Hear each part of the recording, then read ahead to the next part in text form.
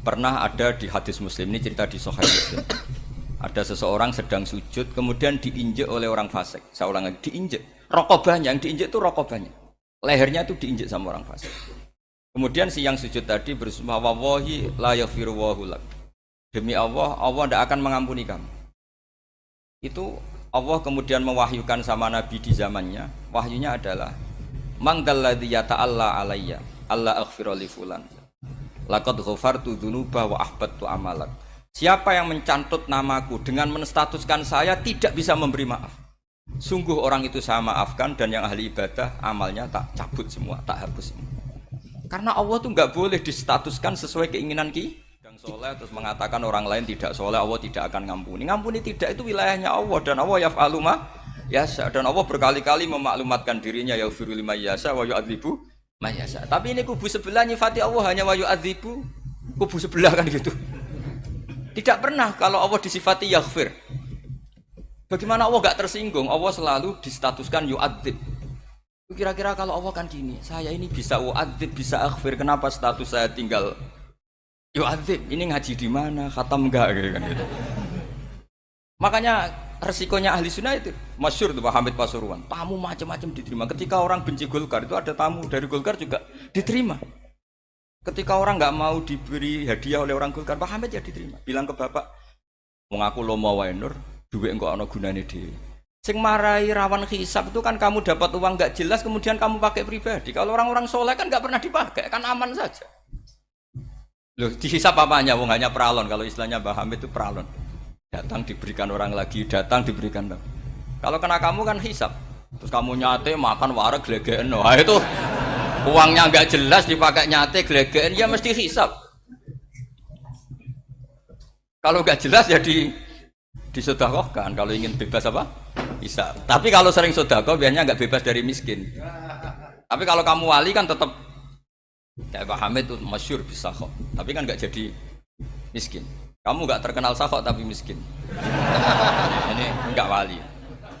Nah kemudian ini yang makalah yang saya siapkan begini. Sekarang Indonesia itu dikepung oleh paham-paham keras. Paham-paham keras itu yang paling hebat tentu ilmu. Dalam banyak cerita, banyak saksinya juga. Pernah, ini masyhur sekali cerita ini. Sya'rawi itu ketemu orang ekstrim yang mau mengebom orang-orang Islam yang sedang main di bar. Dugem lah kira-kira gitu. Karena di dunia Allah kok maksiat tok, ini baiknya mati aja daripada hidup, daripada ngeleng-ngeleng bumi gitu. Terus ditanya sama Sya'rawi, kalau betul mereka jadi mati, aina masiruhum? Lalu mereka mati terus kemana? Dijawab oleh ekstremis tadi, ya ilanar, karena mereka matu fi hinil maksiyah, mati ketika maksiat. Terus jawabnya si Sya'rawi, lalu kalau mereka ke neraka itu keinginan Rasulullah apa keinginan kamu? Apakah pernah Rasulullah itu berkeinginan umatnya mati masuk neraka? Ya enggak. Ya sudah, kalau itu tidak keinginan Rasulullah jangan lakukan. Itu kan satu ilmiah yang luar biasa. Rasulullah tidak pernah ingin umatnya mati dalam keadaan siap masuk neraka. Makanya tidak usah mati pas itu ya. Bener MC tadi, kalau mati milih tanggal dan milih tempat. Ya itu diantara pujian-pujian yang masyhur tuh, yang puji Rasulullah itu khuliqta mubarra'un min kulli aibin faka'an nama khuliqta kama tasya. Jadi itu sebenarnya makalahnya sahabat, tapi yang untung Mustafa Atif karena dapat uang banyak dari nyanyi. Jadi itu sebenarnya makalah normal dari pujian seorang sahabat, tapi yang untung Mustafa Atif. Mungkin yang untung juga pengundangnya karena ternyata badi ya. Nah cerita Imam Sya'rawi tadi, Sya'rawi Sya'rawi Mutawali Sya'rawi ya, mufassir itu. Saya punya kitabnya itu 27 jilid. Saya sebagai peneliti itu ya enggak, karena saya butuh adit ya, butuh penguat itu. Dan penguat itu pula yang saya bawa ke sini. Ya ini saya baca terjemahnya dulu, nanti saya baca Arabnya supaya dapat barokahnya Rasulullah SAW sebagai Jami'ul Kalim. Nabi pernah didatangi seorang bedui. Bedui itu Arabi, orang kampung. Minta sama Nabi, karena Nabi itu udah orang kaya, tentu kira-kira saya bayangkan ya dikasih 50.000 atau 10.000. Si Arabi ini tidak terima, dan tidak terima ngomong di depan umum. Ketika Rasulullah tanya, apa saya sudah baik sama kamu? Kata si Arabi tadi tidak. Karena kamu kikir hanya ngasih saya segini. Sahabat hampir marah saja karena Nabi tersinggung gitu. Tapi Nabi lalu mengajak orang itu ke dalam rumah. Kira-kira kalau Indonesia mungkin ditambah. Kemudian, apa ini cukup? Ya cukup. Kamu sudah puas? Ya puas. Fajazakallahu min ahlin wa asyiratin. Dipuji-puji Nabi. Kemudian kata Rasulullah, ayo kita keluar. Keluar nemuin khalayak begini. Khalayak rame tadi. Kamu tadi mengkritik saya, menghujat saya, maka kamu sekarang harus memuji saya di depan umum. Supaya clear. Akhirnya mau dia. Oke, kita mau. Akhirnya muji-muji bahwa Muhammad orang baik, dermawan gini. Setelah itu dia pulang. Hebatnya Rasulullah ketika pulang kata Nabi begini, sabda Nabi gini. Kalau saja dia pas benci saya itu kok mati. Saya ulang lagi. Kalau saja dia pas komentari saya buruk tadi kok mati, maka dia mati sebagai min ahlin nar karena berstatus pencaci maki Nabi. Akhirnya dia muji Nabi itu lewat disuap, lewat dikasih uang lagi. Lu itu sudah sah. Jadi saking baiknya Allah, Islam suapan itu juga sah. Itu kan muji Nabi itu karena disuap. Makanya ini penting. Sehingga dalam khazanah Islam itu memang agak aneh-aneh. Jadi di antara ceritanya dalam hukum-hukum Islam itu ada orang fasiknya minta ampun, tapi minta karena iman sama hadis bahwa nanti kalau ada orang mati disaksikan orang dua, apalagi kalau empat min ahlil jannah, maka dia min ahlil jannah. Itu dia fasiknya minta ampun, nyewa orang. Nanti kalau saya mati bilang saya orang baik. Betul. Setelah dia mati bayar. Ini baik. Satu kampung nggak ada yang percaya ini saksi bohong. Tapi sama Allah diampuni karena kesaksian suapan. Lalu berarti jenengan ngalalo suap ya ndak, saya ada ngalalo suap, ngalalo sedekah. Karena sekarang kalau ada caleg bayar katanya sedekah. Ya sedekah terpaksa. Ini penting saya utarakan karena apa? Allah itu menilai itu tidak sama dengan pikiran kita. Makanya kubu sebelah ini terlalu ekstrem, memaksa Allah berpikiran kayak dia. Satu karena kurang ngaji. Nomor dua ya tadi emosinya lebih tinggi ketimbang intelektualnya. Ini penting saya utarakan. Ternyata orang yang nyuap tadi apa nilainya plus, yaitu dia iman sama dawuh Rasulullah Shallallahu Alaihi Wasallam. Kalau yang namanya saksi itu penting. Cuma dia mendapat cara itu lewat suap. Tapi kan iman. Iman kalau dawuh Nabi itu benar. Kalau ada saksinya pasti min ahlil jannah. Terus dia nyari saksi harus dibayar. Sekarang sama iya 1 juta. Sekarang saya tanya di KPPS atau di mana-mana saksi pemilu itu dibayar enggak? Dibayar sah apa enggak? Sah. Jadi kadang kebenaran itu harus dibayar.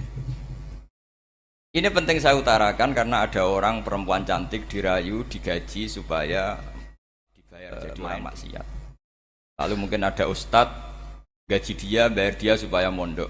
Enggak tahu terusannya apa, terus dibayar apa enggak tahu saya. Pertanyaannya ketika kamu bayar kemudian jadi santri, itu kamu dosa nyuap apa dosa sodako membiayai proses kebenaran? Sodako. Tapi kalau yang bayar untuk jadi pegawai klub maka membiayai kemaksiatan. Maka pembiayaan ini penting secara fikih. Arahnya kemana? Ke hak apa ke batil? Jika di Fathul Mu'in diterangkan misalnya ada orang layak jadi pemimpin dan kemudian rivalnya itu orang yang menyesatkan atau calon perusak bangsa, ya maka calon pemimpin yang soleh itu wajib berkompetisi meskipun bibadlil mal. Karena kalau yang memimpin orang fasik, kampung ini rusak. Kalau yang memimpin orang soleh kalau nggak bayar juga nggak jadi, maka wajib bayar. Lah yang soleh bayar ini berstatus sedekah, tapi yang batil ini berstatus suap. Kenapa demikian? Karena yang namanya riswah atau ada yang baca ruswah adalah pembayaran untuk menghak dan membatalkan barang hak. Sementara pembiayaan orang soleh adalah untuk memperkuat hak. Nah orang tuh nggak tahu, yang ngajinya ndak hatam-hatam tuh taunya pokoknya ar-rosi wal murtasi benar. Tapi nggak pernah mikir lalu definisi riswah atau ruswah itu apa? Ini bukan provokasi supaya semua calon bupati, gubernur nyuap enggak, hanya nyuruh mereka sodako saja. Jadi kalau nggak jadi, tapi sodako betul ya, kalau nggak jadi ya tetap ikhlas dari awal memang sedekah. Lah soal gremeng ya bawaan manusia gitu ya. Ya enggak apa-apa namanya tetap gremeng. Ini penting saya utarakan, makanya menurut saya itu bangga dengan Pak Hamid karena sepupu mbah saya itu karena alimnya. Meskipun banyak orang mensifati beliau wali dan memang wali betul, tapi saya tetap menstatuskan beliau orang alim yang dari kelaziman alim itu beliau wali. Jangan dibalik, wali dulu baru alim. Karena dalam beliau orang Lasem dan kaidah di Lasem itu fakullu alimin waliyullah walaysa kullu waliillah aliman. Jadi kalau kaidah di daerah Jawa Tengah itu semua orang alim pasti wali, tapi kalau wali tidak mesti alim. Sehingga kalau menstatuskan alim itu keren. Kalau di Jawa Tengah status alim itu keren. Dan soal keramat yang kaitannya dengan Mbah Mun itu masyhur itu dulu ketika Mbah Hamid santai-santai sama Pak Taifur sama keluarga lah. Beliau mau istirahat, kemudian yang datang Kiai Maimun, Mbah Mun zaman itu masih dipanggil Gus. Sopo pur, ada Pak Taifur di situ. Kata Pak Taifur, kalau manggil Pak D itu Gus Mun. Dan itu Mbah Hamid ngendikan rojulun alimun, ada Pak Taifur orang lelaki yang alim yang wali. Jadi beliau muji Mbah Mun juga alimun dulu, rojulun alimun wali. Ini penting saya utarakan karena kesanatan keilmuan beliau jelas dari beberapa keluarga di Lasem. Karena di daerah Fakhriyah itu yang tempat lahirnya Pak Hamid juga lahirnya mbah saya. Itu mbah-mbahnya sudah orang alim, termasuk Kiai Sidik Jember itu juga lahirnya di kawasan pondoknya Pak Hamid Fakhriyah. Dan Kiai Sidik punya anak yang namanya Ahmad Sidik yang jadi apa? Rois Am yang sekarang ada Gus Wirjon macam-macam itu semuanya juga keluarga Lasem. Nah, saya cerita keluarga ini penting bukan karena tafakhur atau tabai, bukan karena Allah itu membuat satu tradisi besar memang lewat dzurriyyah. Sehingga Allah ngendikan misalnya ulaikal ladzina an'ama Allahu 'alaihim minan nabiyyin min dzurriyyati Adam wa mimman hamalna ma'anu wa min dzurriyyati Ibrahim wa Israila wa mimman hadaina wastabaina. Karena tanpa dzurriyyah itu enggak ada. Misalnya saya menjadi hafal Quran dulu, bapak saya itu tiap zaman Pak Hamid masih sugeng, yang semaan di sini itu pasti bapak saya, namanya Kiai Haji Nur Salim. Kadang diajak baca Quran di kamarnya Kiai Hamid. Karena kalau bapak saya itu mantu ponaan sama Pak Hamid. Itu dulu bapak saya memotivasi saya supaya hafal Quran itu gini, hak kowe kudu hafal Quran. Nak kowe hafal Quran, iku kepaten obor. Kok anak merapal luwe duwe alasan. Jadi kalau ada Gus tidak alim itu mesti salah bapaknya. Karena kalau bapaknya bisa baca Wahab, anaknya mau baca primbon tuh malu. Tapi kalau bapaknya sudah bacanya WA, anaknya jadi primbon. Era cucu sudah dukun. Era cucu sudah kayak Dimas Kanjeng, nanti itu pasti.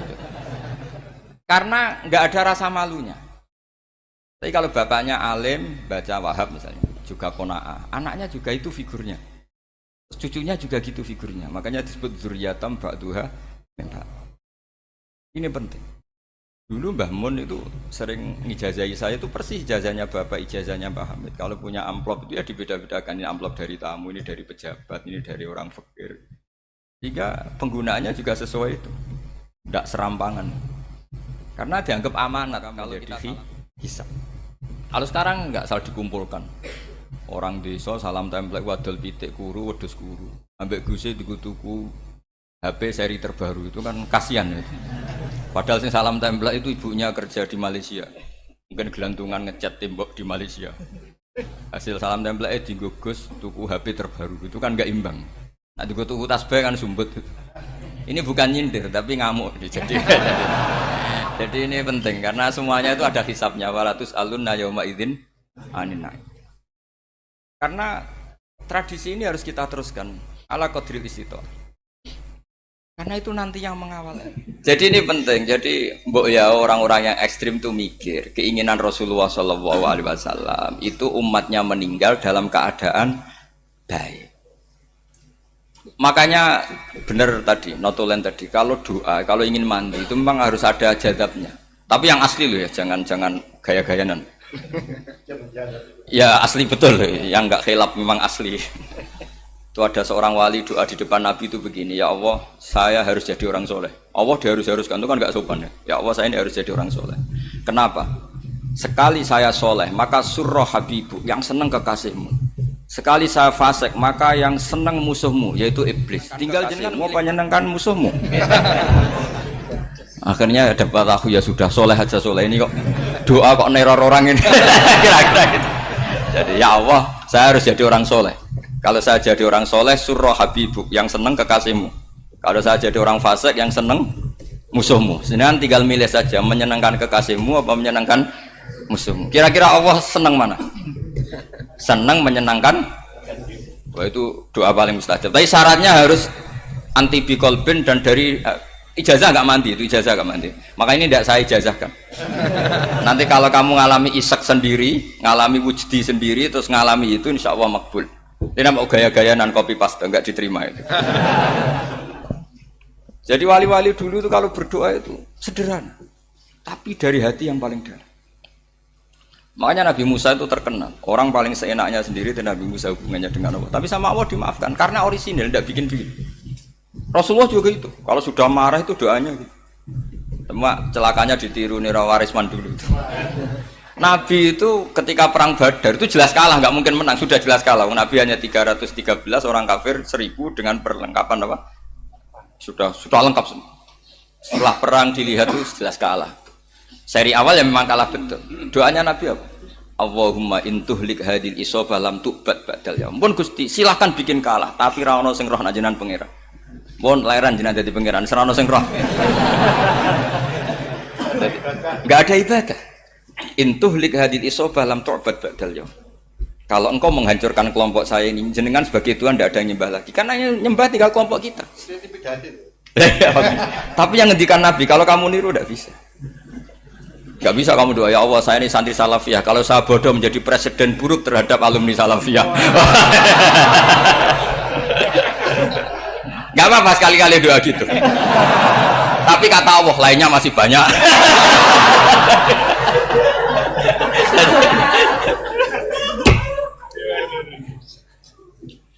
Tapi itu syaratnya tadi harus ada al-wujdi wasima. Jadi makanya Imam Ghazali punya kitab al-wujdi wasima. Karena ada masrob, ada sarob. Jadi wali ngikuti para nabi itu ada masrob, ada sarob. Sehingga perasaannya itu beda. Saya punya sekian contoh. Makanya tadi saya bilang di sini yang cerita nanti tak baca Arabnya ya tabarruk dengan jamil apa kalim. Jadi Nabi menyontohkan gini ya. Hubungannya Nabi dengan umatnya itu kata Rasulullah ibarat orang punya unta atau sapi yang susah itu. Yang sarodat itu berat. Kalau bahasa sini apa itu? Yang larat ya Pak? Melayu. Terus orang-orang lain ingin membantu. Kubu sebelah ingin bantu. Tapi ketika mereka ingin bantu malah unta ini tambah lari karena asing. Semua selain pemiliknya ini kan bagi unta itu asing. Jadi mau dibantu ditangkap tambah lari karena ini orang asing semua. Ngajinya agak jelas, asalnya agak jelas, tapi mau ikut ngurmat Islam ini asing semua. Akhirnya kata Nabi, yang punya unta itu tadi datang, kemudian ngambil rumput, terus unta itu dipanggil, kemudian unta itu ngikuti. Kata Nabi, ibarat saya seperti itu. Kalau saya yang memimpin Islam, saya yang merawat umat saya, maka umat akan mudallalah, akan nurut. Tapi kalau yang rumat kalian, malah Islam menjadi kacau. Kenapa menjadi kacau? Karena tadi nyifati Allah saja salah. Orang Islam baik dihukumi kafir hanya karena tahlilan, hanya karena manakiban dihukumi kafir. Sekarang inginnya Nabi orang menjadi muslim apa kafir? Inginnya Nabi orang menjadi muslim apa kafir? Muslim. Lalu gara-gara melakukan perilaku tertentu dihukumi kafir. Iya, ziarah wali songo musyrik, nyekel patok musyrik. Katanya minta sama mayit. Padahal saya andekan jadi mayit itu dijaroi sampean nggak seneng. Nggak senengnya karena ya kadang murid itu jaroi gurunya ya kurang ajar. Masa gurunya dibilang gini, ya Allah, ingkana musinan fazid fi isani, wa ingkana musian fatajawas andu. Kata gurunya, soleh tenan darani ingkana. Makanya saya tidak suka zaman ziarah ke saya. Kecuali doanya ditasihkan dulu ke saya. Makanya nggak boleh ziarah itu pada Nabi, bisa murtad kan? Coba itu baca di depan Nabi, murtad nggak? Ya Allah kali ini baik maka gini, kalau buruk masa Nabi baiknya ingkana. Lah orang-orang yang menyerang kita kan itu nggak ada zaman sahabat doa seperti itu. Ya mesti nggak ada, mana mungkin sahabat baca itu di depan Nabi. Masa Nabi didoain ya Allah kalau dia baik maka fazid, maka kalau dia buruk ya nggak mungkin. Lah mereka nyerang kita itu nggak ada dalam sejarah sahabat. Ya, sahabat kok nahlili Nabi itu gak nabi. Mau didoain maghfir lahu. Kan ngenyek kanjeng Nabi jadi ngono ighfir lahu. Ya mesti saja sahabat gak akan tahlilan. Yang kabudut itu Rasulullah. Bahkan diistilahkan kabudut saja salah. Intaqala ila rafiqil ala. Nah kalau sampai harus ditahlili, kalau enggak yang rokok betul. Amalnya pas-pasan, dosanya berkelanjutan. Kondak gimana? Punya tanah warisan yang hasil ngerebut milik orang lain, dipakai anak cucumu, ini berkelanjutan enggak dosanya? Berkelanjutan, berseri-seri. Mereka kalau nyerang kita kan sahabat tidak melakukan itu untuk Nabi, ya nggak mungkin lah sahabat mendoakan itu pada Nabi, kan nggak mungkin. Coba kalau kamu jadi mayit, terus kamu gurunya, terus ada murid kamu bilang, Allahumma in kana muhsinan fazid fi ihsani, wa in kana musian fatajawaz anhu. Mesti kalau kamu bisa bangun. Ya Allah, cong, meyakini saya soleh itu masih ingkana. Kalau guru saya soleh, maka. Kalau guru saya buruk, maka. Itu kan taklek namanya, apa? Itu kan kurang ajar. Loh, saya tidak pernah doa gitu di depan Pak Hamid Pasuruan, tidak pernah. Saya kalau doakan bangun ya tidak pernah gitu. Allahumma ali darajati fil jannah gitu. Saya nggak pernah, ingkana nggak pernah. Karena andekan itu saya juga sama kok. Cuma kalau ada orang doa di bangun gitu ya karena orang lain ya tak biarin. Tapi saya tidak bilang amin, ya biarin aja sudah. Tapi kalau santri sarang nggak usah lah doa ya apa? Ingkana kok. Masa meyakini solehnya gurunya kok nunggu apa? Ingkana. Ini bukan ijazah, ini marah ini. Jadi pelurusan ini.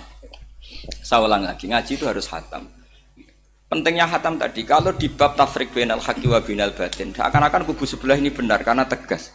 Tapi kitab itu tidak hanya bab itu, juga ada bab tawadhu. Di bab tawadhu itu, misalnya kita melihat orang kafir, ini wajar maksiat kan dia kafir. Masa saya mukmin maksiat? Dan ini kafir bisa saja nanti husnul khotimah. Saya muslim bisa saja su'ul khotimah. Jika tetap tawadhu. Melihat yang lebih sepuh ini aksaru ibadatan minni. Melihat yang kecil asghar berarti aqallu maksiatan minni, sehingga melihatnya itu tawadhu. Jadi kalau di bab tawadhu semuanya orang itu mungkin. Nah di sini Rasulullah SAW mengajarkan ketika malaikat Jabal bilang Muhammad, orang yang mendustakan kamu saya tungkepi gunung biar mati semua. Kata Rasulullah, saya berharap keluar dari tubuh mereka min aslabihim, dari keturunan mereka orang-orang sing mukmin. Sudah karuan kafir saja Nabi tidak berhenti berharap. Jangan-jangan nanti keturunannya mukmin, dan itu betul. Kita tahu Abu Lahab punya anak Darroh itu mukminah. Abu Jahal punya anak Ikrimah juga mukmin. Dulu Walid bin Mughirah musuh besarnya Rasulullah punya anak Khalid bin Walid. Sekarang orang-orang yang abangan nggak hafal Quran, kadang anaknya hafal Quran. Lewat program PTPG, kadang yang hafal Quran malah anaknya nggak hafal. Makanya kalau pas wisuda sampai bingung. Gurunya itu sampai nangis. Kenapa nangis? Ini anaknya orang nggak hafal Quran tapi sudah hafal. Saya gurunya nggak hafal. Kata. Lah kenapa bisa jadi hafid? Karena guru sewaan kata. Itu banyak. Kemudian termasuk tradisi mengakui santri goblok. Ini penting. Itu nggak ada santri sebarokah santri goblok. Makanya dulu Mbah Mun, Mbah Hamid, Kiai Alim itu kalau sama santri goblok ya tidak benci. Nggak kayak sekarang semua orang bikin sekolah unggulan. Sekolah unggulan itu kritik saya hanya memproduksi orang-orang yang nantinya mendapat. Kalau kamu punya santri hafal Quran, nanti hadiahnya umroh, tanglanya umroh, santri pinter hadiahnya beasiswa. Tapi hubungannya sama negara itu mendapat. Sementara santri yang goblok hidup di pedalaman Kalimantan, karena di sana belum ada masjid, bikin masjid. Sebagian hartanya dipakai masjid, sebagian hartanya dipakai bangun masjid. Ini yang goblok pendiri masjid. Yang pinter pengajian di masjid dibisaroi uang kas masjid. Artinya gini, ya kalau halalnya halal, tapi kita mbok yo roh hikmahnya orang-orang goblok gitu. Supaya kita tetap ngaji Rabbana ma khalaqta hadza batila. Semua ini ada gunanya. Subhanaka ma khalaqta. Jadi semua ini ada gunanya. Maka bagi santri-santri yang goblok, tolong nanti saya di-Fatihai karena saya ini pembela Anda. Loh yang ngomong biar saya, karena saya terkenal santri pinter. Kalau yang ngomong sampean goblok kan nggak ada yang percaya. Oh, padune podo gobloknya kan gitu. Yang ngomong harus saya. Saya itu niru Rasulullah SAW. Nabi itu kalau ada santri serabakat pinter, itu diwarai sak surat usung nang mulai pinter. Banyak itu. Balighu anni walau ayah. Ada sahabat ngaji hanya diajari idza zulzilatil ardu, sudah kamu pulang, sudah pinter. Karena betul. Sekarang Coba dia ngenangan. Ada santri alim alamah. Mungkin bakasnya furu'iyah. Gimana hukumnya Jumatan jumlahnya itu 40 kurang atau 40 pas imam. Kemudian ada yang batal satu, hukumnya gimana? Dia mikir furu'iyah. Sementara yang goblok, dia di desa tertinggal gak ada masjid. Piye caranya dia masjid? Ini bikin aslul ibadah. Yang sini sudah khilaf tentang yang gak penting. Jadi orang goblok kadang lebih keren. Akhirnya apa? Duriannya yang goblok nanti jadi orang alim alama ngekholi wong goblok karena pendirinya biasanya orang pati pinter. Itulah Allah Subhanahu wa taala. Ada bikin sesuatu itu sia-sia. Nah, saya ini korban ilmu itu. Akhirnya santri saya banyak yang enggak jelas. Ya, tapi ya saya terima saja. Saya santri itu macam-macam. Ada yang profesor, ada yang doktor, ada yang goblok, ada yang baru tobat kemarin. Ada yang Cina lagi senang ahli sunnah wal jamaah, macam-macam. Semuanya ngaji sama saya. Karena saya tetap berkeyakinan Rabbana ma khalaqta hadza batil. Ini penting saya utarakan karena khazanah kita ini jangan digerus oleh orang yang tidak bertanggung. Ini penting. Jadi kebanyakan orang ekstrim karena mensifati Allah Ta'ala itu hanya dengan status yu'adzib, tidak dengan status yaghfir. Dan itu mereka harus ngaji lagi. Kurang apanya Rasulullah SAW? Nabi sebagai manusia benci sekali sama pembunuh Hamzah karena qatilu ahabbin nasi ila Rasulillah. Itu sama Wahsy. Siapa yang enggak tahu Wahsy? Qatala ahabban nasi ila Rasulillah, itu qatala Hamzah. Dan ketika Nabi nyuwun sewu maksud-maksudna Wahsy, Allah malah nurunkan ayat laisa laka minal amri syai'un aw yatuba alaihim. Ada pilihannya aw yatuba alaihim. Apa yang terjadi? Justru Allah mentobati Wahsy.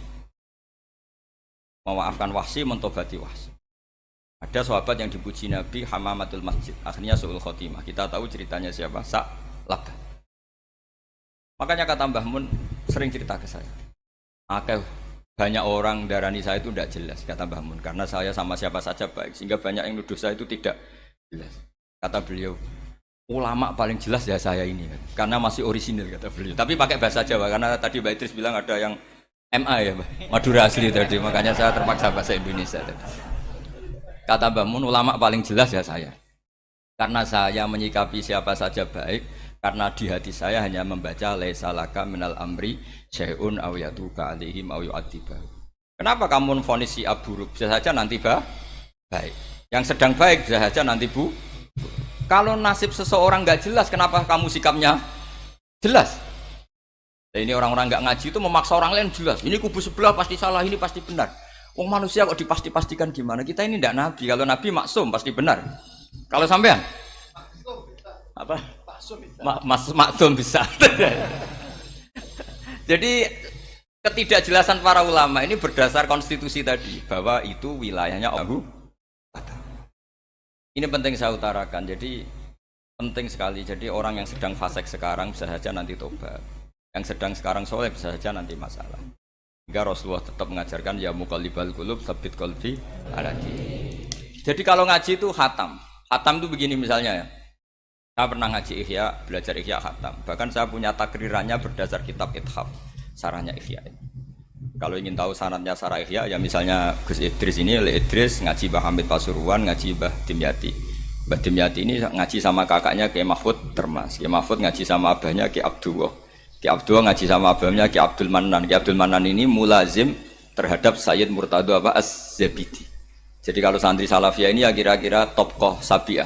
Karena Mbak Idris Sadisa ya kira-kira sampean itu dari pengarang Ithaf itu baru topkoh berapa? Sabiah, masih keren. Turun pitu. Masih kaya lah. Lah kamu kok miskin? Turun ke 8 katanya kan. Jadi nanti kalau masih keren. Itu sampean ngaji kitab kalau khatam. Saya ulang lagi kalau khatam itu memang ada bab-bab di mana ulama itu harus tegas, harus tafriq bainal haqqi wa bainal batil. Oke, itu bagus. Mana yang hak, mana yang batil kita bedakan. Di bab itu bagus. Tapi kalau nanti kamu ngaji bab tawadhu, lihat di Bidayatul Hidayah atau di semua kitab tasawuf, bab tawadhu itu kalau melihat kamu orang kafir, kamu melihat orang apa? Kafir. Ini aso ma'akufri, ini maksiat wajar dia kafir. Saya ini muslim kok maksiat. Fadam bi akbah, maka dosa saya lebih buruk. Melihat orang tua, mesti ada aksaru ibadatan. Ini lebih tua, mesti ibadahnya lebih banyak. Nanti kalau melihat anak kecil, ada asgharu minni sinnan, pasti maksiatnya banyak saya. Sehingga terus evaluasi gitu, sehingga nggak pernah takabur. Misalnya di sini, saya ini kan gayanya keren, duduk di atas sampai di bawah. Gayanya tok, hakikatnya sampai lebih sombong karena memerintahkan saya. Jadi panitianya itu, makanya saya merasa tawadhu saja meskipun berdiri. Karena hakikat saya ini makmur, diperintah. Panitia ini, penyelenggara ini amir, pemerintah. Kira-kira sombong mana? Itu sekali saya tidak memaafkan, finnar itu.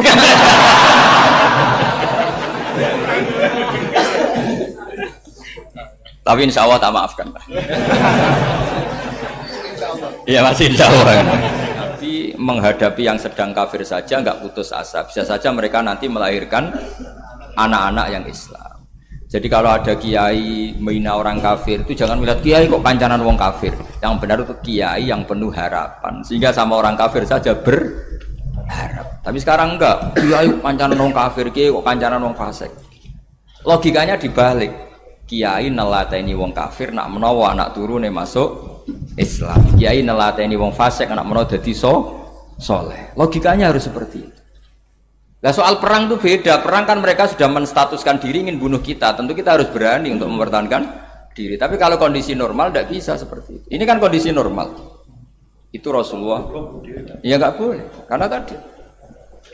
Bahkan kalau saya pernah ngaji ini di Sidogiri pernah cerita Rasulullah jajar Nabi Nuh. Ada seorang wali, pasnya Abu Hasan Asyadili. Siapa Abu Hasan apa? Asyadili. Mimpi ketemu Rasulullah jajar Nabi Nuh. Kemudian Nabi Nuh itu digojlok sama Rasulullah. Kamu pernah maksudkan kaum kamu. Bisa saja fi aslabihim atau fi zuhurihim ada nasamatan sing tu'minu billah. Sekarang misalnya begini ya, ini orang kafir. Di sini itu ada gen yang ribuan ila yaumil qiyamah. Bisa saja gen-gen yang sekarang masih di zuhurihim, karena kalau gen di lelaki diistilahkan fi zuhurihim, ini saja nasamatan tu'min. Nasama yang nanti mukmin. Kalau dia mati kan berarti kamu membunuh calon orang mukmin berikut. Jadi, tapi ya sama. Tapi kalau kamu bilang dibiarkan, bisa saja ini ada nasama sing calon kafir. Berarti kamu membiarkan kekafiran. Nah di sini hebatnya Allah. Allah bikin Nabi Nuh mewakili istihad potensi kekafiran berlanjut, sehingga beliau bilang wala yalidu illa fajiran kafaro. Paham ya kan? Rabbila tadzar alal ardi minal kafirina dayara innaka intadzarhum yudillu ibadaka wala yalidu illa fajiran kafaro. Logika itu terwakili oleh Nabi Nuh. Logika bisa saja ini ada nasamatan untuk minubillah. Itu terwakili oleh Rasulullah bal arju ayyukhrijawahu min aslabihim may ya'budu waha wa la yusyriku bihi syai'an. Kayak apa untungnya kita jadi umat Rasulullah sallallahu alaihi wasallam. Masalahnya nabimu gak Nabi Nuh, Nabi Muhammad. Jadi kira-kira istiadat kamu ikut Nabi siapa? Kalau main hantam ya ikut Nabi Nuh. Kalau main rojak berharap Nabi Muhammad. Ya sudah, sampean ikut mana tuh? Nabi Muhammad. Ini penting saya utarakan supaya apa-apa itu terukur lewat ilmu. Ya pokoknya istilah kayak Wali Songo yang tercerminkan sampai ke kita kayak Mbah Hamid, karena Mbah Hamid ini sanadnya secara gen sampai Sunan Bonang, di silsilah itu sampai Sunan Bonang. Saya punya catatan nasabnya Mbah Hamid Pasuruan sampai Sunan Bonang, ditulis Mbah Khim itu ya, pas 40 harinya Mbah Hamid itu. Ini penting saya utarakan supaya ekstremitas itu berkurang. Logika-logika yang dibangun ulama itu ngikuti riwayat. Agama itu ngikuti riwayat, bukan sekedar akal. Saya punya contoh ketika kitab Ihya menutup kitabnya, yaitu Imam Ghazali. Itu ada dua orang. Ini di akhir kitab Rojak dan dipakai nutup kitab Ihya sebagai rojaknya Imam Ghazali. Ada dua orang min ahlinar dipanggil sama Allah. Ini sekaligus ijazah, kali ini ijazah betul. Yang dipanggil ke surga itu masih muqayyad dan biangkalil jahim, masih muqayyad, masih dibelenggu sama atribut neraka. Terus sama Allah ditanya, piye jong kabarin rokok? Wah syarra makanan Gusti rokok jenengan takokno sekarang ra enak jen. Terus kata Allah, ya sudah kamu kembali ke sana karena kamu memang orang fasik. Itu lari, semangat mau ke neraka. Ini ijazah. Semangat disuruh kembali ke neraka itu semangat lari. Allah tanya, "Loh, Jong, kenapa kamu semangat?" Ya Allah, saya ini sudah kapok. Dulu ketika di dunia kamu perintah, engkau perintah, saya tidak semangat. Maka kali ini jenengan perintah, saya semangat. Karena saya sudah kapok. Setiap engkau perintah, saya ada lari semangat ke neraka. Nah barokahnya semangat masuk neraka ini, kata Allah, ya sudah kamu di surga saja. Maka ijazah nanti kalau ada pengumuman silahkan masuk neraka. Kamu harus lari sekencang-kencang. Karena itu perintah Allah apa? Yang ketika kita di dunia kalau diperintah males-malesan. Kalau kamu diperintah sholat subuh jamaah kan males-malesan. Dan itu menjadi kita masuk neraka. Sebagai kafarah itu ya Allah, karena ini perintah engkau, saya tidak males-malesan lagi. Wes ngembaliin rokok, lari semangat. Allah akhirnya haru, dimaafkan. Panggil lagi, sudah di surga saja. Barokahnya semangat masuk neraka. Nah ini ijazah ini. Ya diterima ya. kok enggak semangat terima ya. Yang kedua enggak. Sudah kamu kembalikan neraka, pelengahan gitu. Enggak semangat. Allah dilihat terus enggak semangat. Kenapa kamu toleh? Ya Allah, saya tidak pernah ngira ketika engkau manggil saya ke surga, kemudian engkau kembalikan lagi ke neraka. Ya sudah di surga saja. Barokahnya husnudzon. Jadi ini ijazah kamu milih dua itu, milih yang mana? Artinya apa? Logika kamu itu tidak mesti masuk apa yang dilakukan oleh Allah Subhanahu wa Ta'ala. Itu logika kamu kan tidak masuk, tapi Allah yaf'alu ma yasha. Ini penting saya utarakan. Nah, tapi orang-orang ekstrim itu maunya nyifati Allah dengan status yu'adzib, yantakim, jabbar, qahar. Sifatnya Allah Ta'ala itu 99. Kenapa apa kamu hanya satu? Jadi tetap saja menghadapi fenomena seperti ini tetap laisa laka minal amri syai'un aw yatuba alaihim aw yu'adzib. Sehingga setahu saya Mbah Mun, Mbah Hamid Pasuruan, guru-guru kita, habaib yang alim-alim itu melihat tamu macam-macam ya dilayani semua. Karena ini ngadepi fenomena sosial yang semuanya tidak jelas. Kalau nggak jelas apa? Ya kita bisanya berharap karena afdolul ibadah itu intidharul farad. Kalau belum Islam sekarang kita harapkan nanti. Kalau bapaknya enggak kita harapkan anaknya. Kalau anaknya belum kita harapkan cucunya. Karena agama ini limangka nayarjuwo hawal yaumal akhir. Agama ini bagi yang terus berpengharapan, bukan bagi yang putus asa. Ini yang penting saya utarakan. Jadi apalagi Allah sudah punya rencana tadi, yang goblok-goblok di pedalaman Dayak bikin masjid, yang pinter-pinter ramen lomba untuk sangu, untuk umroh. Kira-kira memberi sama mendapat pahalanya keren mana? Memberi. Tapi tidak usah jadi goblok. Goblok tidak usah direncanakan, sudah terjadi. Jadi makanya saya bela karena sudah terjadi gitu. Tapi tidak usah direncanakan. Nanti terus wah goblok aja cara Gus Bak gak apa-apa ndak. Sudah kadung ini cuma kita itu iman ya. Jadi karena yang pinter itu yang jumlahnya tidak banyak. Ini kita bully saja. Karena kamu bully pun tetap mulia kan orang pinter ini. Tapi kalau orang goblok gak dibela habis dia. Yang pinter buat dikritik kayak apa kan tetap mulia kan? Lah yang muji sudah banyak saya ngeritik saja lah. Ini tidak akan jatuh. Tapi yang goblok ini kan nggak ada yang bela. Saya sebagai umatnya Rasulullah, pecinta umat Rasulullah tak bela, tenang saja. Ada hikmahnya apa? Hikmahnya orang goblok. Betul loh, saya itu sering ketemu dokter, ketemu profesor tuh nangis. Tak tanya kenapa nangis. Bapak saya itu petani, saya di Jogja sampai jadi dekan, jadi rektor. Tapi saya sekarang rektor, anak saya sekedar SMP naik itu sudah senang. Nggak dengar kabar ketangkep BNN sudah senang. Padahal saya ini ahli metodologi. Ternyata pinter bapak saya. Karena bapaknya tadi hanya petani bisa menjadikan anaknya profesor. Tapi profesor tidak mesti bisa jadi. Anak saya naik SMP aja sudah senang. Karena Allah ingin membuktikan pinter kamu itu tidak ada artinya di depan iradatullah. Di depan apa? Iradatullah. Supaya orang tunduk. Lu coba yang jadi ulama tabi'in itu rata-rata abnaul mawali. Anaknya budak yang dimerdekakan. Karena Allah seperti itu. Ada yang tokoh yang tadi zuriyatam ba'duha min ba'd, itu harus kita jaga. Saya termasuk orang yang ditakdir punya mbah-mbah alim, itu juga harus dijaga. Yang enggak alim peluangnya masih banyak. Banyak sebanyak-banyaknya. Asal tadi lewat jalur sregep dan kalau bodoh ngaji saya nanti. Tak ajari robbana ma khalaqta hadza napa? Karena ayatnya gitu, min dzurriyyati Adam wa mimman hamalna ma'anu wa min dzurriyyati Ibrahim wa Israil. Terus terakhir ditutup wa mimman hadaina wajtabaina. Itu umum. Tidak jalur nasab. Siapa saja yang hadaina wajtabaina. Saya kira demikian, saya mohon maaf atas kesalahan.